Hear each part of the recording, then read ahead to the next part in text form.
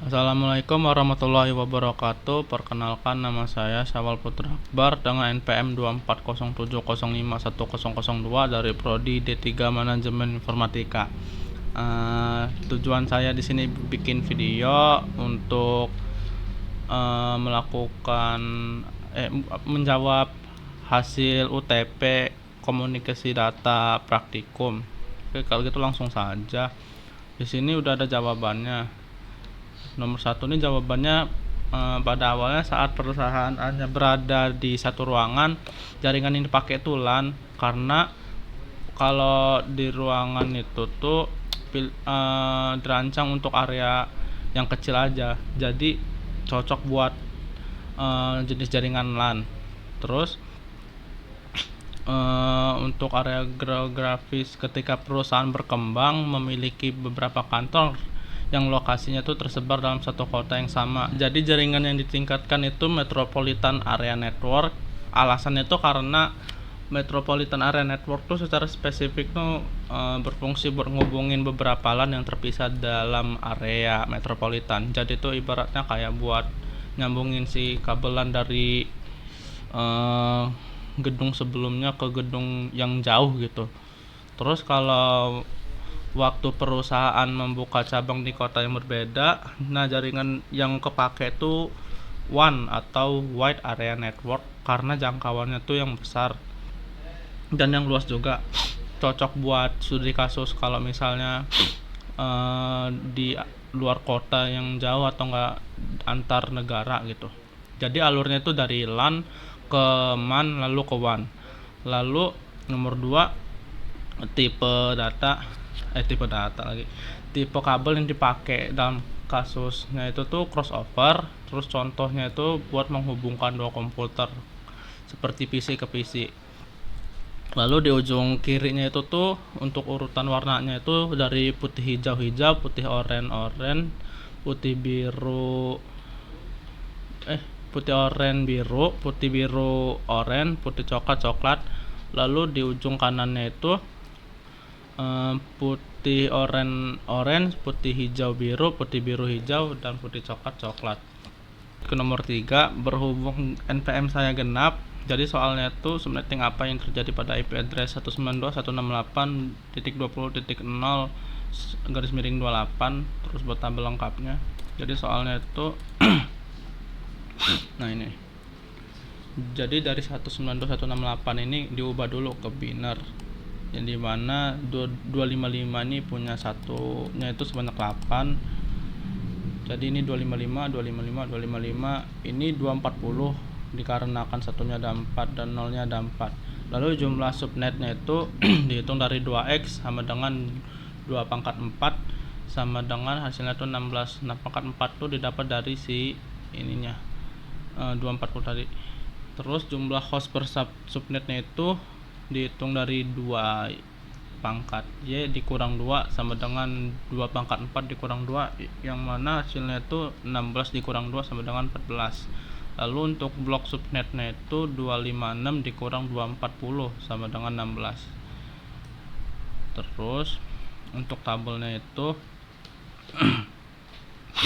di tabel network itu hasilnya 192.168.20.0, terus di first hostnya itu 192.168.21, buat last hostnya itu 192.168.20.14, dan di broadcastnya itu 192.168.20.15.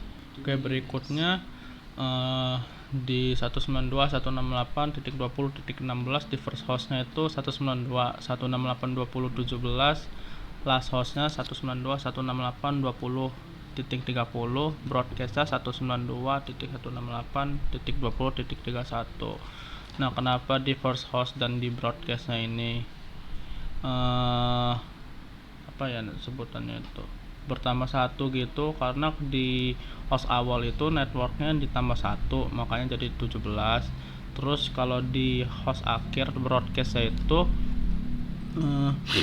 dikurang 1, makanya jadi hasil 31 tuh dikurang 1, makanya hasil jadi 30.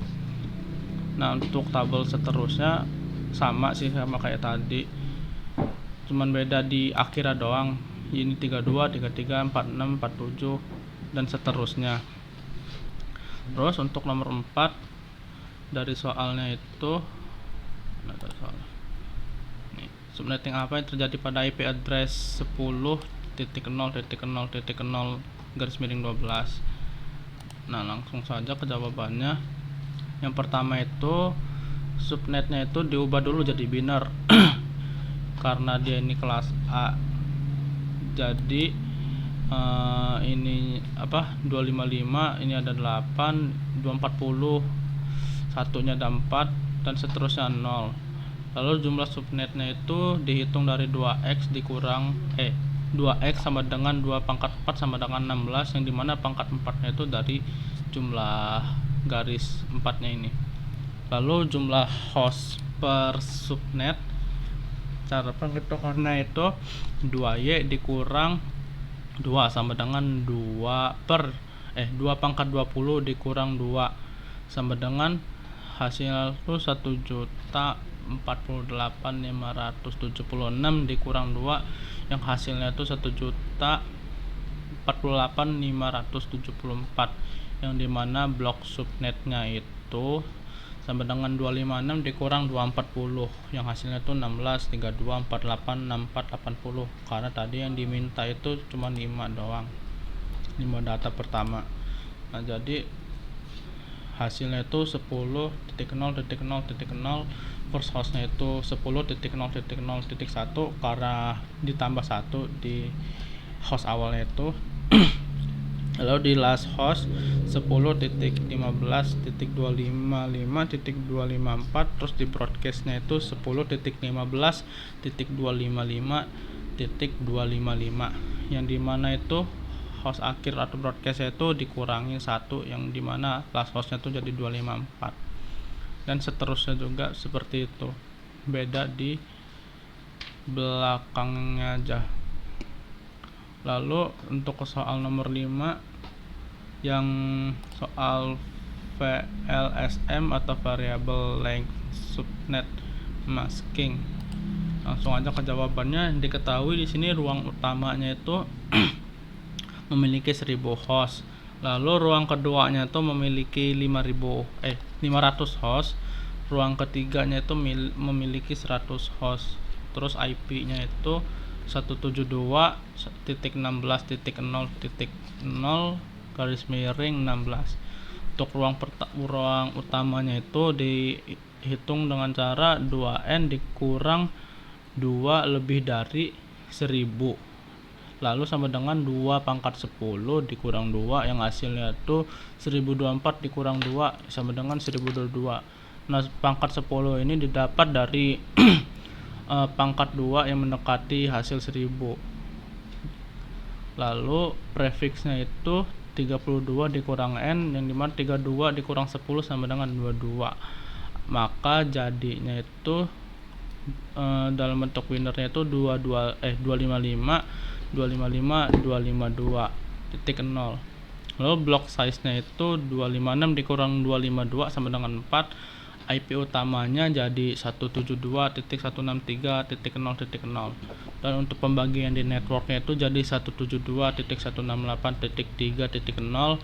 di first hostnya jadi 172.168.3.1, last hostnya jadi 172.168.3.254, dan di broadcastnya jadi 172.168.3.255.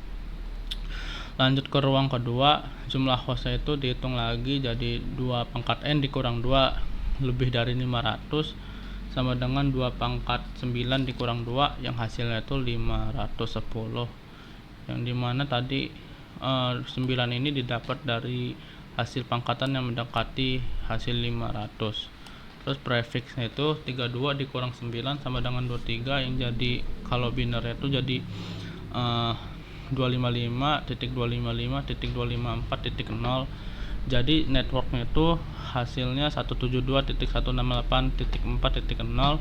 terus first hostnya itu 172.168.4.1, last hostnya 172.168.5.255, broadcastnya 172.168.5.255. Terus lanjut ke ruang terakhir, yaitu ruang ketiga. Jumlah hostnya itu tadi kan ada 100, jadi hasil cara penghitungannya itu 2 pangkat n dikurang 2 lebih dari 100 sama dengan 2 pangkat 7 dikurang 2, yang hasilnya itu 128 dikurang 2 sama dengan 126. 7 ini didapat tadi dari pangkatan 2 yang mendekati 100. Lalu prefiksnya itu 32 dikurang n sama dengan 32 dikurang 7 sama dengan 25, maka hasilnya 255.255.255.128. Terus block size nya itu sama dengan 256 dikurang 255 yang hasilnya 1. Jadi networknya itu hasilnya 172.168.6.0, first hostnya 172.168.6.1, last hostnya 172.168.6.127, dan broadcastnya jadi 172.168.6.127. Oke, mungkin sekian untuk penjelasan tentang soal UTP perbaikan dari mata kuliah komunikasi data dan jaringan. Bila ada kata-kata yang salah dan semisal masih ada jawaban yang salah, saya mohon maaf. Saya akhiri, wabillahi taufik walhidayah. Wassalamualaikum warahmatullahi wabarakatuh.